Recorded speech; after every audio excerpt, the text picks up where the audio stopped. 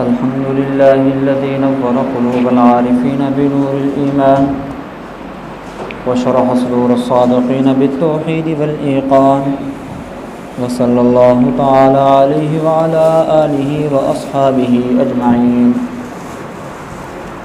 أما بعد فأعوذ بالله من الشيطان الرجيم. بسم الله الرحمن الرحيم.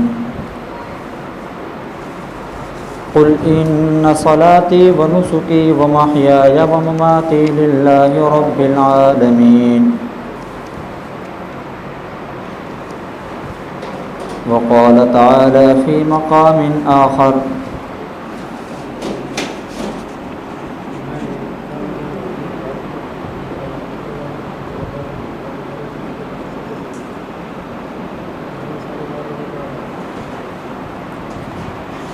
ليشهدوا منافع لهم ويذكروا اسم الله في أيام معلومات على ما رزقهم من بهيمة الأنعام فكلوا منها وأطعموا البائس الفقير. صدق الله العظيم وصدق رسوله النبي الكريم ونحن على ذلك من الشاهدين والشاكرين والحمد لله رب العالمين. تمام حضرات ایک مرتبہ درود پاک پڑھ لیں.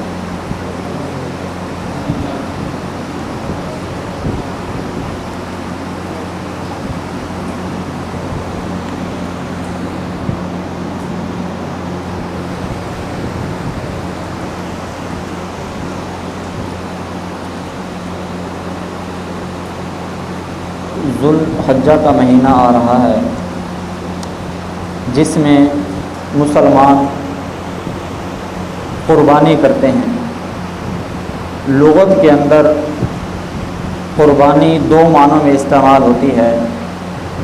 ایک قربانی اس جانور کو کہا جاتا ہے جس کو ذبح کیا جاتا ہے، اور دوسرا قربانی وہ عمل ہے کہ جو آدمی اپنے ہاتھ سے اپنی قربانی کے جانور کو اللہ کے لیے ذبح کرتا ہے.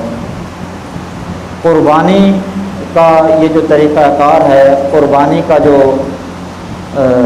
عمل ہے، یہ اللہ اور اس کے رسول صلی اللہ علیہ وسلم سے جو ہے ثابت ہے. یہ بات آپ حضرات کو اس لیے بتائی جا رہی ہے کہ الحمدللہ میں نے پہلے بھی آپ کو عرض کیا تھا کہ ہمارے جو علاقے ہیں الحمدللہ یہ اس چیز سے محفوظ ہیں کہ کوئی بھی دین دشمن، کوئی بھی مذہب دشمن ہمارے اوپر حملہ کرے اس کو بہت وقت لگتا ہے. اس کی وجہ یہ ہے کہ ہمارے ارد گرد مدارس، علماء، نیک لوگ، اللہ والے یہ کثیر تعداد میں موجود ہیں، جس کی وجہ سے دشمنان اسلام کو پھلنے اور پھولنے کا موقع نہیں ملتا. یہ بھی اللہ تعالیٰ کا ایک کرم ہے.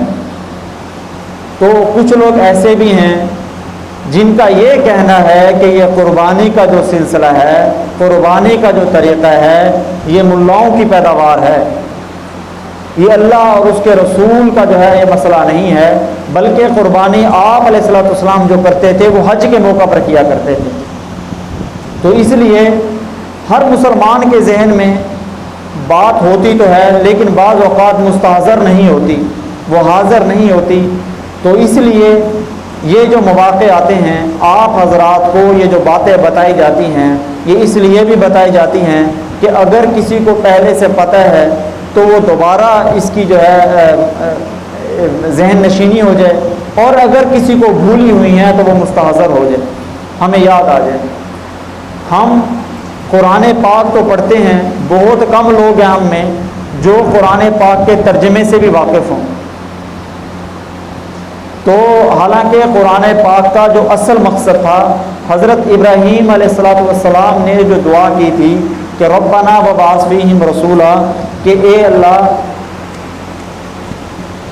جو اللہ تعالیٰ نے جب حضرت ابراہیم علیہ السلام کو فرمایا تھا کہ بھئی مانگو کیا مانگتے ہو، تو انہوں نے جو دعا مانگی تھی، جو نبی مانگا تھا، وہ اس طرح مانگا تھا کہ ربنا وبعث فیہم رسولا منہم یتلو علیہم آیاتی، کہ قرآن کی آیتیں تلاوت کرے. تلاوت کرنے کا مقصد صرف تلاوت برائے تلاوت نہیں تھا، اس کے الفاظ کو زبان سے ادا کرنا نہیں تھا، بلکہ آگے فرمایا وَيُعَلِّمُهُ الْكِتَابَ وَيُعَلِّمُهُمُ الْكِتَابَ کہ ان کو کتاب کا علم بھی دیجیے، والحکمت اور ان کو دانائی کی باتیں بھی سکھائے. تو آپ علیہ الصلوۃ والسلام کا جہاں قرآن مجید کا جو ہے مقصد قرآن کی تلاوت ہے، تلاوت کا ثواب بھی ہے. احادیث سے ثابت ہے، جیسا کہ مشہور حدیث ہے کہ قرآن کے ہر حرف کے بدلے میں 10 نیکیاں. تو آپ علیہ السلام نے فرمایا کہ الف لام میم یہ ایک حرف نہیں بلکہ یہ 3 حرف ہیں. الف علیحدہ ہے، لام علیحدہ ہے، میم علیحدہ ہے. تو جس طرح قرآن مجید پڑھنے کا ثواب ہے تو سمجھنے کا ثواب اس سے زیادہ ہے. دین کا ایک مسئلہ، ایک آیت، ایک لفظ کا ترجمہ سیکھنے کا ثواب جو ہے بعض جگہ پر آیا ہے کہ 1 سال، اور بعض جگہ پر آیا ہے کہ کئی سالوں کی بے ریا عبادت سے افضل ہے. اس کی وجہ کیا ہے؟ کیونکہ جب ہم کسی بھی کام کو سیکھ کر اور جان کر کریں گے تو اس میں گمراہی کا شائبہ بہت کم ہوتا ہے. یہی وجہ ہے کہ بعض لوگ جو ہے بغیر سیکھے جب دین کے راستے میں چلتے ہیں تو اگر کوئی رکاوٹ آ جاتی ہے تو وہ جب بدلتے ہیں تو اتنا بدلتے ہیں کہ پھر ہر آدمی ان کو دیکھ کر جو ہے عبرت اور نصیحت پکڑتا ہے. اللہ تعالیٰ ہم سب کو محفوظ رکھے. تو لہٰذا قرآن مجید کا اصل مقصد جو ہے وہ قرآن مجید کو سمجھنا ہے. پڑھنے کا بھی ثواب ہے لیکن سمجھنا یہ اصل مقصد اور بنیاد ہے دین. تو ہم اکثر پڑھتے ہیں سورہ کوثر، بسم اللہ الرحمن الرحیم، انا اعطیناک الکوثر فصلی لربک وانحر ان شانئک هو الابتر. تو یہ جو دوسری آیت ہے فصلی لربک وانحر، اللہ تعالیٰ نے جو آپ علیہ الصلوۃ والسلام کو حکم دیا تھا کہ فصلی نماز پڑھیے اور قربانی کیجیے، وانحر نہر کیجیے یعنی قربانی کیجیے. تو امام حضرت قاضی ثناء اللہ پانی پتی رحمۃ اللہ علیہ اپنی تفسیر مظہری کے اندر لکھتے ہیں کہ فصلی کا مطلب ہے یہاں پر عید الاضحیٰ یعنی قربانی کی نماز، اور ونحر سے مراد یہاں پہ قربانی ہے. تو یہاں سے پتہ چلا کہ قربانی کا جو عمل ہے یہ قرآن سے ثابت ہے. اور دوسری آیت جو میں نے خطبے میں آپ حضرات کے سامنے پڑھی کہ قربانی کا جو طریقہ ہے اللہ تعالیٰ فرماتے ہیں یہ صرف مسلمانوں میں نہیں، یعنی کہ امت مسلمہ میں نہیں بلکہ حضرت آدم علیہ السلام سے لے کر اب تک جو ہے یہ جاری ہے. حضرت آدم علیہ السلام کے بھی واقعات ہیں قربانی کے، اور اس کے علاوہ حضرت نوح علیہ السلام کے بھی ہیں. تو منسک لیذکر اسم اللہ علی ما رزقہم من بہیمۃ الانعام، یہ ایسی ہے جانوروں کی قربانی جو اللہ تعالیٰ نے ہمارے اوپر فرض کی ہے. یہ شروع سے چلی آ رہی ہے. اللہ تعالیٰ نے پہلی امتوں کے اوپر بھی یہ فرض کیا ہے، یہ نہیں کہ صرف امت محمدیہ کے اوپر باقی رہی.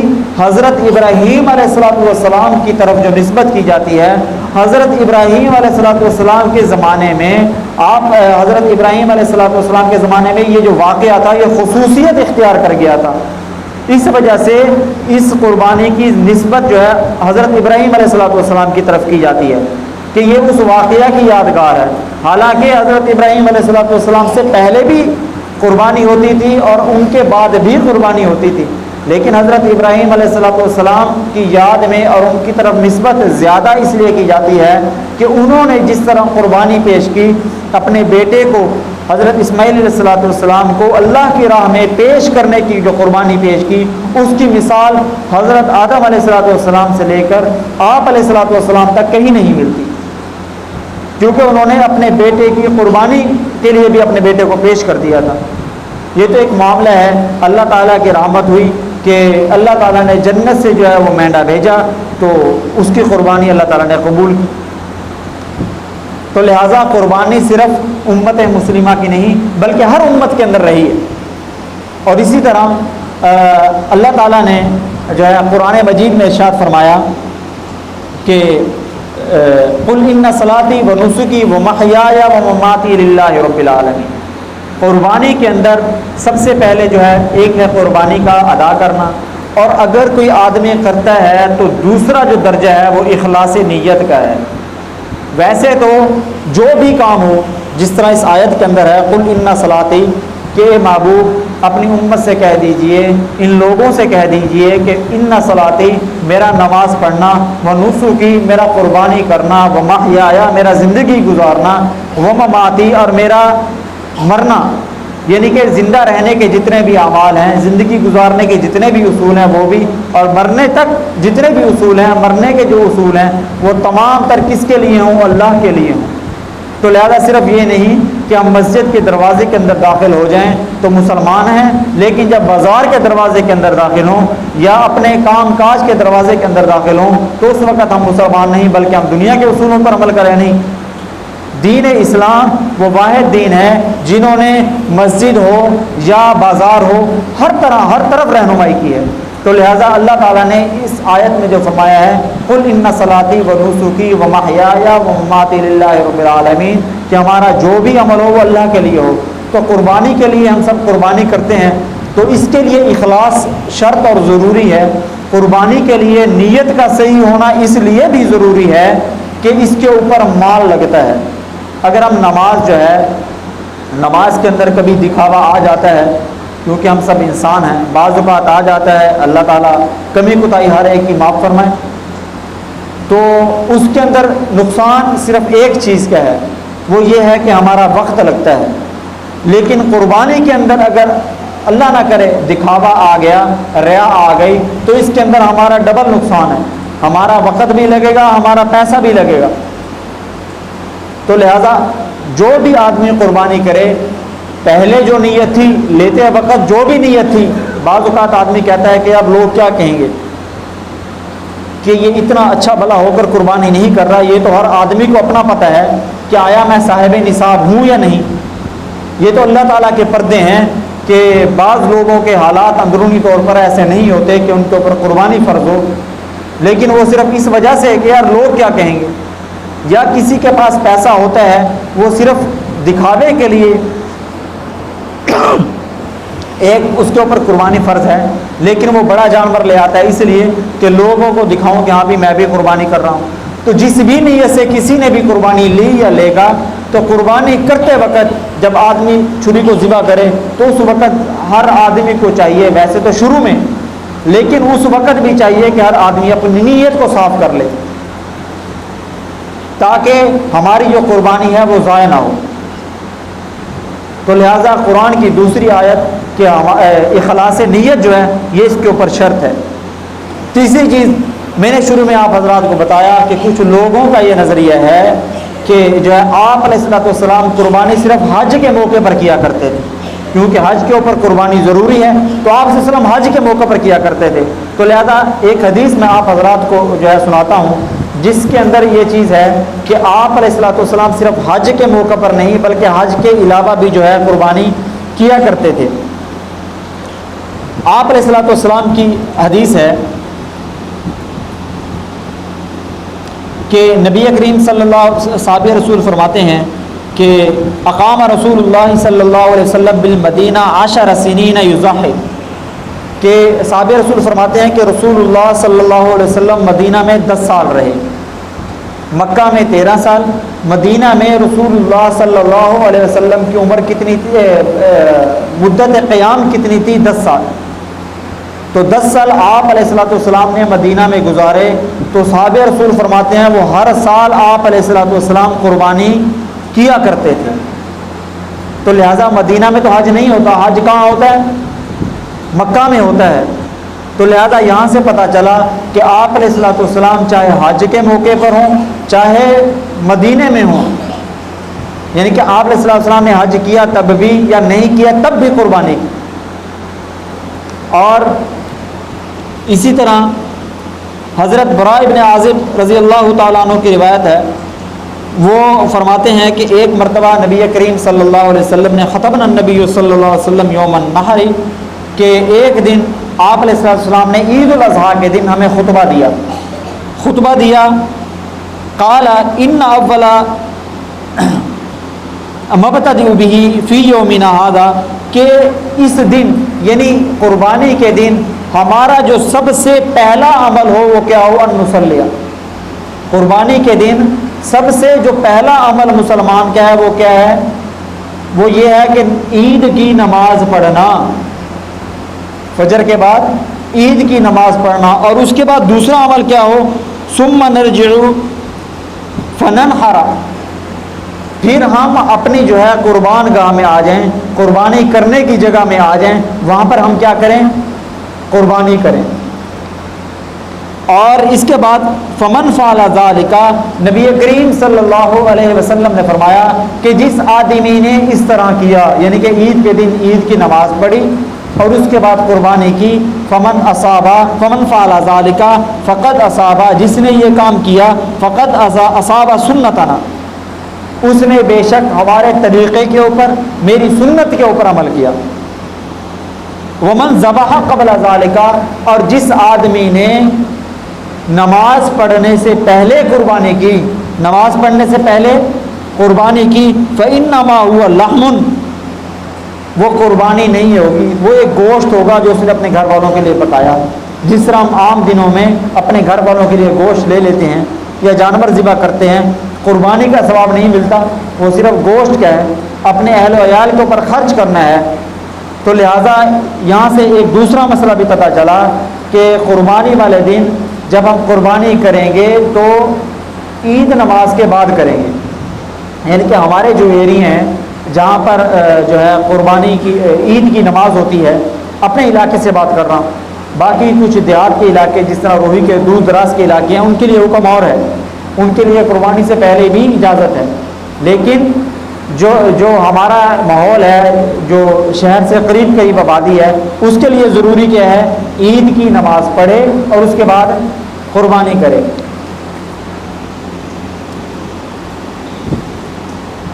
فقام خالی ابو بردہ، تو حضرت برائے ابن عازب فرماتے ہیں کہ جب آپ علیہ السلام نے یہ فرمایا کہ عید کے بعد تم نے قربانی کرنی ہے، تو فرماتے ہیں کہ میرے جو ہے ماموں کھڑے ہوئے اور کہنے لگے کہ یا رسول اللہ صلی اللہ علیہ وسلم انا ذبحت قبل ان اصلی، کہ میں نے تو ذبح کر لیا ہے، میں نے تو جانور اپنا ذبح کر لیا ہے عید سے پہلے۔ تو آپ علیہ السلام نے فرمایا، تو انہوں نے فرمایا کہ بعندی جزعۃ خیر من سنۃ، ہاں میرے پاس ایک ایسا جو ہے چھوٹا بچہ جو ہے بکری کا، وہ اتنا چھوٹا ہے کہ اس کی عمر، اس کا سال تو مکمل نہیں ہوا، لیکن وہ لگتا ایسے ہے کہ سال کے برابر ہے۔ تو آپ علیہ السلام نے فرمایا چلو تو اس کو ذبح کر لے اس کے بدلے میں، لیکن آج کے بعد ایسا کوئی نہیں کرے گا، آج کے بعد ایسا کوئی نہیں کرے گا۔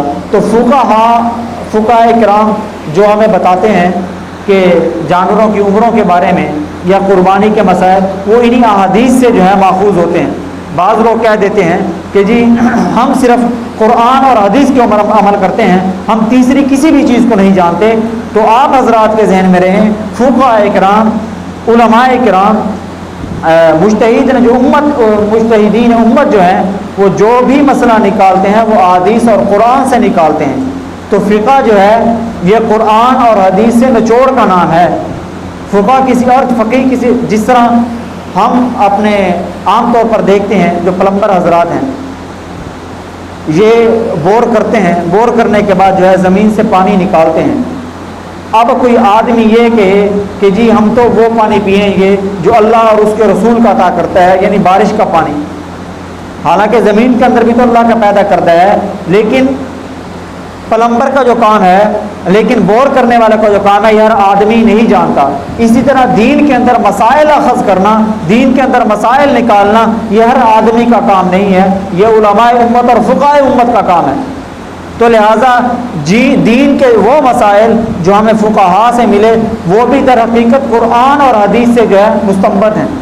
یہ اسی طرح ہے جس طرح ہم کسی ہوٹل کے اوپر جاتے ہیں، وہاں پر ہم کسی بھی کھانے کا آرڈر کر دیتے ہیں، تو وہاں پر ہم ان کو خود سبزی لا کر نہیں دیتے، وہاں پہ ہم ان کو خود مرچ اور مسالہ لا کر نہیں دیتے، بلکہ وہ ہمیں پکا پکایا تیار کر کے دیتے ہیں۔ اسی طرح جو علماء امت ہیں وہ ہمیں بنا بنایا جو مسئلہ ہے، جو قرآن و حدیث سے ثابت ہے، وہ ہمیں بتا دیتے ہیں۔ اس لیے اگر ہر آدمی تحقیق کرنے کی کوشش کرے تو پھر جو ہے وہی لطیفے بنیں گے کہ جس طرح ایک آدمی فجر کی نماز پڑھنے آیا، تو فجر کی نماز جب پڑھ رہا ہو تو ایک قدم کبھی ادھر کرتا، ایک قدم کبھی ادھر کرتا، تو کسی نے کہا وہ بھی خیر ہے، اس نے کہا ہاں جی میں نے حدیث پڑھی ہے تو اس لیے میں نماز کو ایسے ایسے کر کے پڑھ رہا ہوں. اس نے کہا بھی کون سی حدیث پڑھی ہے ہمیں تو دکھا. تو ترجمے والی کتاب اٹھا لایا, اس کے اوپر لکھا ہوا تھا کہ نبی کریم صلی اللہ علیہ وسلم فجر کی سنتیں جو ہیں اس نے کہا دیکھو ہل کے پڑھتے تھے. وہ کوئی اس سے زیادہ پڑھا لکھا کھڑا تھا, اس نے کہا اللہ کے بندے یہ حدیث کا مطلب یہ نہیں ہے کہ ہل کے پڑھتے تھے, بلکہ یہ لکھا ہوا ہلکی پڑھتے تھے, فجر کی سنتیں ہلکی پڑھتے تھے. کیا مطلب ہلکی پڑھتے تھے؟ یعنی کہ آپ علیہ الصلوۃ والسلام فجر کی سنتوں کے اندر تلاوت جو ہے وہ چھوٹی چھوٹی صورتیں پڑھتے تھے. آپ علیہ السلام سے سورہ کافرون اور سورہ جو ہے اخلاص جو ہے یہ فجر کی سنتوں کے اندر جو ہے ثابت ہے, اکثر آپ وسلم پڑھتے تھے, ہلکی پڑھتے تھے. تو لہٰذا جب ہم میں سے ہر آدمی مجتہد بننے کی کوشش کرے گا, اپنے جو ہے طور پر مسائل نکالنے کی کوشش کرے گا, تو پھر اسی طرح دین کے اندر جو ہے مسائل جو ہے رنگ برنگے نکلیں گے. اللہ تعالیٰ ہم سب کو محفوظ فرمائے گمراہ لوگوں سے. یہی وجہ ہے کہ نبی کریم صلی اللہ علیہ وسلم کی حدیث ہے کہ قیامت کے قریب کچھ لوگ ایسے آئیں گے جو آپ کو ایسی احادیث سنائیں گے جو نہ تمہارے بڑوں نے سنی ہے نہ تم نے سن رکھی ہے, لیکن وہ حدیثیں سنا کر خود بھی گمراہ ہوں گے, تمہیں بھی گمراہ کریں گے. وہ کیسے ہوگا؟ حالانکہ ہم میں سے ایسے اکابرین گزرے ہیں. مولانا عبداللہ درخواستی شیخ الحدیث رحمۃ اللہ علیہ ہزاروں حدیث زبانی یاد تھی. امام بخاری رحمۃ اللہ علیہ لاکھوں حدیث زبانی یاد تھی. امام ابو حنیفہ رحمۃ اللہ علیہ ہزاروں حدیث زبانی یاد تھی. لیکن کیا وجہ ہے کہ ان کے پاس حدیثیں نہیں تھیں, ان کے پاس تھیں؟ وہ یہی وجہ ہے, وہ ہلکی اور ہلکے کا مطلب ہے. یا تو ان کو حدیثیں سمجھ نہیں آ رہی ہوں گی, یا حدیثیں سمجھ آئیں گی تو آدھی حدیثیں پڑھیں گے.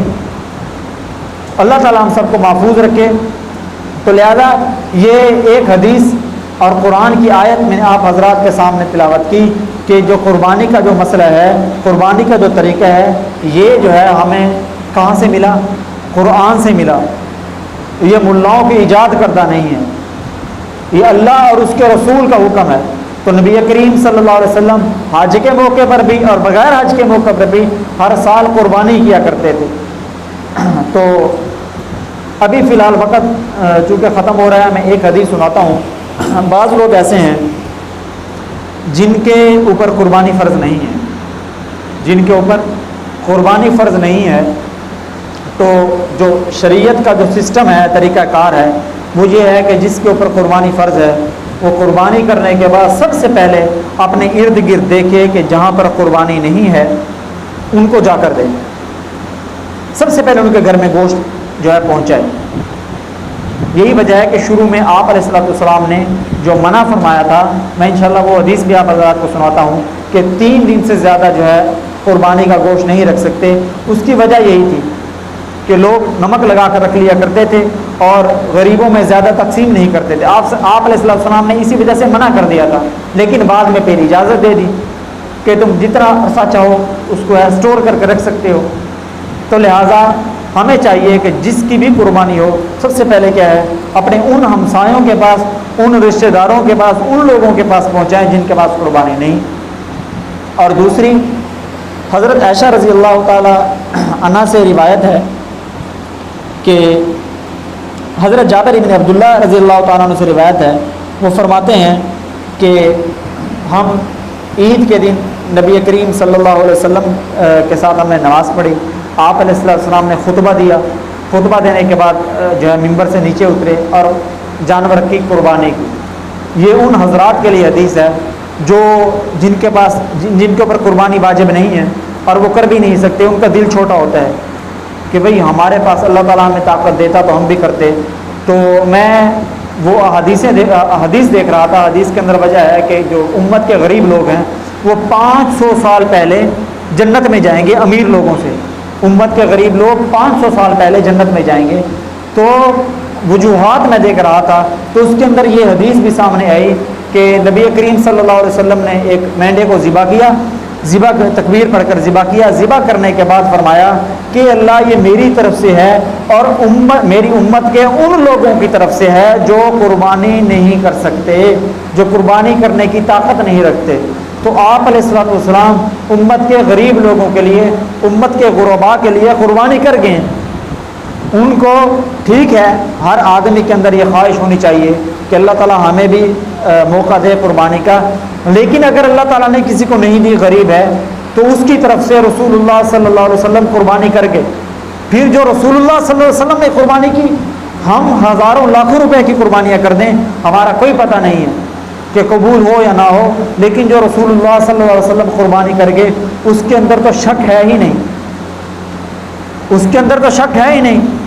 تو لہٰذا ان لوگوں کے بھی اس بات کے اوپر آپ علیہ السلام تسلی دے گئے ہیں کہ میری امت کے غریب لوگوں کو جو ہے افسوس اور دل آزاری ان کے نہیں ہونی چاہیے، ان کو افسوس نہیں کرنا چاہیے، میں ان کا نبی جو ہے، میں محمد صلی اللہ علیہ وسلم ان کی طرف سے قربانی کر کے جا رہا ہوں۔